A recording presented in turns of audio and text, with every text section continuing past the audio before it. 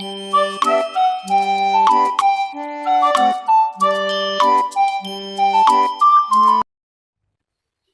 बच्चों, आप सभी का स्वागत है आपके अपने YouTube channel study with Shabnam Kumari में।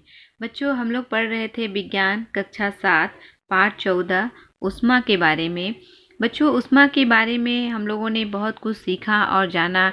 आज के भाग में बच्चों हम लोग क्रियाकलाप 7 करेंगे, जिसमें कि ऊष्मा के बारे में जो है वायु में ऊष्मा का स्थानांतरण जो है वो संवहन विधि द्वारा होता है। इसके बारे में जो है हम जानकारी प्राप्त करेंगे। तो चलिए आगे बढ़ते हैं। यहाँ पे है बच्चों क्रियाकलाप 7। सबसे पहले क्रियाकलाप करने के लिए हमें कुछ सामग्री की आवश्यकता होती है। वो सामग्री जो है बच्चों हमें लेनी पड़ती है। तो यहाँ पे है पहला नंबर में एक मोमबत्ती जलाइए। एक हाथ को ज्वाला के ऊपर रखिए और दूसरे हाथ को मोमबत्ती के बगल में। क्या आपको दोनों हाथों में समान गर्मी लग रही है? ऐसा बच्चों आप लोग घर में भी कर सकते हैं, विद्यालय में भी इस क्रियाकलाप को किया जा सकता है। तो हम क्या महसूस करते हैं बच्चों कि जो हाथ हमारा मोमबत्ती के ऊपर है उस हाथ में जो है हमें गर्मी लग रही है, किंतु जो हाथ हमारा बगल में है उसमें जो है वो गर्मी का जो है महसूस नहीं हो रही है। तो ये निष्कर्ष भी जानेंगे बच्चों। इसमें देखिए ये चित्र में दिया हुआ है, इस प्रकार से हम लोग कर सकते हैं। वायु में ऊष्मा का स्थानांतरण इसको हम लोग कहते हैं, संवहन विधि के द्वारा होता है। तो निष्कर्ष हमारा देखिए यहाँ पे है, संवहन के द्वारा वायु गर्म होती है और ऊपर की ओर उठती है, इसलिए ज्वाला जो है ऊपर वाला हाथ में अधिक जो है वो हमें गर्मी का महसूस कराता है। ये मैंने पहले भी आपको बताया बच्चों कि मोमबत्ती का जो है ताप जो है हमें ऊपर वाले हाथ में लगता है, क्योंकि ये हमारा बता रहा है कि संवहन के द्वारा जो होता है वो वायु गर्म होती है और कहाँ जाती है, ऊपर उठती है। यही वजह है कि ऊपर वाले हाथ में जो है वो ताप का महसूस अधिक होता है और बगल वाले हाथ में वो कम होता है। आगे बढ़ते हैं बच्चों। आगे है संवहन का व्यावहारिक अनुभव। समुद्री तट के क्षेत्रों के लोग खिड़कियां समुद्र की ओर रखते हैं। दिन के समय स्थल जल की अपेक्षा जल्दी गर्म होता है। जल ऊष्मा का अच्छा चालक नहीं है। स्थल के ऊपर की हवा गर्म होकर ऊपर उठती है तथा इसका स्थान लेने के लिए समुद्र से ठंडी हवा स्थल की ओर बहती है। चक्र को पूरा करने के लिए स्थल की गर्म हवा समुद्र की ओर चली जाती है। समुद्र की ओर जो होता है समुद्र की ओर से आने वाली हवा को हम लोग क्या कहते हैं, समुद्री समीर कहते हैं या सी ब्रीज कहते हैं। रात्रि में यह प्रक्रम जो है वो उल्टा हो जाता है।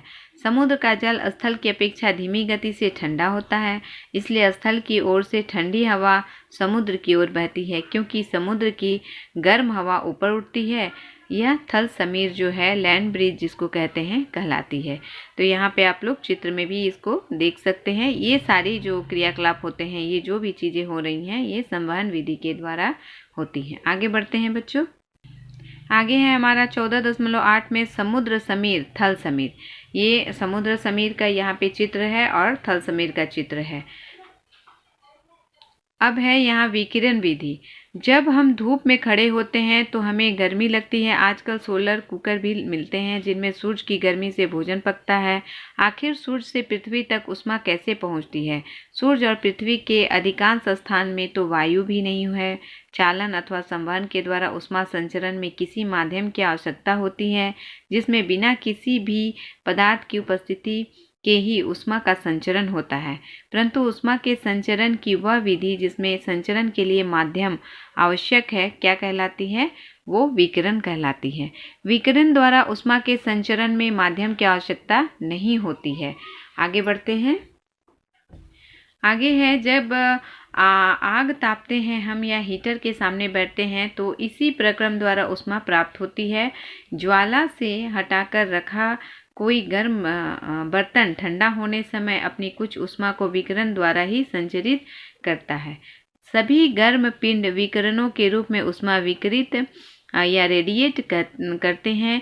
जब ये ऊष्मा विकिरण किसी अन्य वस्तु से टकराते हैं तो इसका कुछ भाग जो है वो परावर्तित हो जाता है, कुछ भाग अवशोषित हो जाता है। ऊष्मा के अवशोषित भाग के कारण वस्तु का ताप बढ़ जाता है। आप इस प्रश्न का उत्तर दे सकते हैं कि चीज़ें कैसे गर्म और ठंडी हो जाती हैं। आइए अब जानें कि ऊष्मा के संचरण की इन विधियों का हमारे दैनिक जीवन में क्या उपयोग होता है। गर्मियों में सफ़ेद या हल्के रंग के वस्त्र आरामदायक होते हैं, जबकि सर्दियों में गहरे रंग के जो होता है, गहरे रंग में जो होता है बच्चों, पृष्ठ अपेक्षाकृत अधिक ऊष्मा अवशोषित करते हैं, इसलिए इनमें गर्मी अधिक लगती है। गर्मी के दिनों में हमें सफ़ेद वस्त्र या हल्के रंग के वस्त्र आरामदायक लगते हैं। हल्के रंग के वस्त्र ऊष्मीय विकिरणों के अधिकांश भाग को परावर्तित करते हैं। सर्दियों में ऊनी वस्त्र पहनते हैं। ऊन ऊष्मारोधी है, इसके अतिरिक्त उनके रेशों के बीच वायु फंसी रहती है। यह वायु हमारे शरीर की ऊष्मा को परिवेश में विकृत होने से रोकती है, अतः हमें गर्मी लगती है। गर्म प्रदेशों में मकानों की सफ़ेद या हल्के रंग से पुताई करने पर वे अपेक्षाकृत कम गर्म होते हैं। यही वजह है बच्चों कि हम लोग जो है गर्मी के दिनों में क्या करते हैं, हल्के रंग के वस्त्र और पतले वस्त्र पहनते हैं, जबकि सर्दी के दिनों में अधिकतर काले रंग के और जो गहरे रंग के वस्त्र होते हैं वो पहनते हैं, क्योंकि ये जो रंग होते हैं वो ऊष्मा को अधिक अवशोषित करते हैं और हमारे शरीर को जो है वो गर्म रखते हैं। तो आज का पाठ बच्चों समाप्त हुआ। आगे के भाग में हम लोग इसके सभी प्रश्न उत्तर को हल करेंगे। तब तक के लिए धन्यवाद। स्वस्थ रहिए, कुशल रहिए।